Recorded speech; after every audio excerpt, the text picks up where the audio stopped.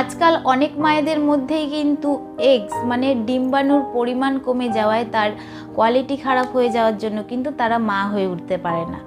তো যখন এরকম সমস্যার সম্মুখীন হন তখন কিন্তু এটা জানা খুব জরুরি যে এরকম কোনো স্টেপ আছে কি না যেটা করলে আপনার এগসের কোয়ালিটি ন্যাচারালি ইমপ্রুভ হবে। তো আজকের ভিডিওর মাধ্যমে আমরা জানবো যে আপনার এগসের পরিমাণ এবং কোয়ালিটি ইমপ্রুভ করার জন্য আপনাকে কোন কোন নিয়মগুলো অবশ্যই মেনে চলতে হবে। নমস্কার, আমি মাধুরী দাস। তো চলুন শুরু করা যাক। প্রেগনেন্সির খুব গুরুত্বপূর্ণ পার্ট হলো এগের কোয়ালিটি। আমরা সবাই জানি যে আমাদের বয়সের সঙ্গে সঙ্গে আমাদের এগের কোয়ালিটিও খারাপ হতে থাকে, তার পরিমাণও কমতে থাকে। তো সেক্ষেত্রে কিন্তু আপনি কিছু এমন করতে পারেন যেটায় আপনার এগের কোয়ালিটি বেটার হতে পারে। তো আপনি কি করলে আপনার কোয়ালিটি বেটার হবে এগের? 1 নম্বর হচ্ছে, আপনার যদি কোনো হরমোনের প্রবলেম থাকে তো সেই প্রবলেমগুলো কিন্তু আপনার এগের কোয়ালিটিকে ভালো হতে দেয় না। যেরকম হচ্ছে পিসিওডি, থাইরয়েড। তো এই সমস্ত সমস্যাগুলো থাকলে আপনাকে প্রথমে ডাক্তারের পরামর্শ নিতে হবে, নিয়ে সেগুলো ট্রিটমেন্ট করে হরমোনের প্রবলেমগুলো ঠিকঠাক করতে হবে। 2 নম্বর হচ্ছে, আপনি কি কি খাবেন। আপনার শরীরে যে সেল রয়েছে সেগুলো যে মরে যায়, নষ্ট হয়ে যায়, সেলের এজিং হয়ে যায়, তো এই সমস্ত কিছু হয় কিন্তু অক্সিডেশনের কারণে। এই অক্সিডেশনকে আপনি আটকাতে পারেন, কিন্তু কিভাবে? কিছু অ্যান্টিঅক্সিডেন্ট ট্যাবলেট পাওয়া যায়, সেগুলো আপনি ডাক্তারের পরামর্শ অনুযায়ী খেতে পারেন।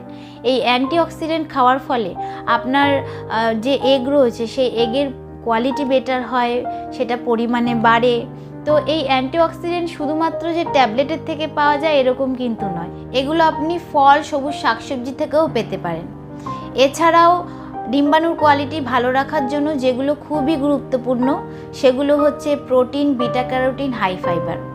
এবার আপনি প্রোটিন যেই খাবারের মধ্যে পাবেন সেগুলো হচ্ছে নানান রকমের ডাল, সয়াবিন, ডিম।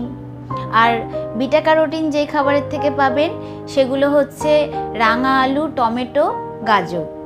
আর সবুজ রঙের শাকসবজি, যে সমস্ত ফল খোসা সমেত খাওয়া যায় সেগুলো, যেরকম হচ্ছে আপেল, নাশপাতি, আঙ্গুর, এগুলোর থেকে আপনি হাই ফাইবার পেয়ে যাবেন। 3 নম্বর হচ্ছে, আপনি কি কি খাবেন না। আপনি যেই খাবারগুলো খাবেন না সেগুলো হচ্ছে চিনি, নুন, চা, কফি, ডালডা, রিফাইন তেল, পাম তেল, মাদক জাতীয় কোনো দ্রব্য, অ্যালকোহল, এই সমস্ত খাওয়া যাবে না। আর স্মোকিংও করা যাবে না। আপনার শরীরে ইনসুলিন আর ওভেরিয়ান হরমোনের এক সিমিলারিটি হয়। তো যদি আপনি এই সমস্ত খান তাহলে সেই কারণে যদি আপনার ইনসুলিন বেড়ে যায় বা তার সেন্সিটিভিটি খারাপ হয়ে যায়, তাহলে কিন্তু যে ওভেরিয়ান হরমোন রয়েছে তারও গড়বড় শুরু হয়ে যায়। তো এই কারণে আপনার ডিম্বাণুর কোয়ালিটি নষ্ট হয়ে যায়, আপনার ডিম্বাণু পরিমাণে কমে যায়। তো এই সমস্ত কারণের জন্য আপনি কিন্তু এই খাবারগুলো খেতে পারবেন না। 4 নম্বর পয়েন্ট হচ্ছে এজ। আপনার বয়স বাড়ার সঙ্গে সঙ্গে আপনার এগেরও কিন্তু বয়স বাড়ে এবং সেটা নষ্ট হয়ে যায়। তো এর জন্য আপনি যত ইয়াং হবেন, আপনি যত সঠিক টাইমে বেবি নিতে চেষ্টা করবেন তত বেটার। কারণ বয়স এমন একটা জিনিস যা শুধু আপনার বয়স বাড়ায় না, আপনার এগের মধ্যে যে থাকা ডিএনএ, সেই ডিএনএটাকে পুরোপুরি নষ্ট করে দেয়। আর একটা ইম্পর্টেন্ট ব্যাপার হচ্ছে যে আপনার ওয়েট কিন্তু ঠিকঠাক থাকতে হবে। আপনার ওয়েট যদি বেড়ে যায় তাহলে আপনার এগের কোয়ালিটি এবং ক্যাপাসিটি দুটোই ডাউন হয়ে যায়। তো সেই জন্য আপনাকে ডেলি এক্সারসাইজ করতে হবে এবং শরীরের ফিটনেস বজায় রাখতে হবে। 5 নম্বর পয়েন্ট হচ্ছে ব্লাড ফ্লো ইমপ্রুভ করা।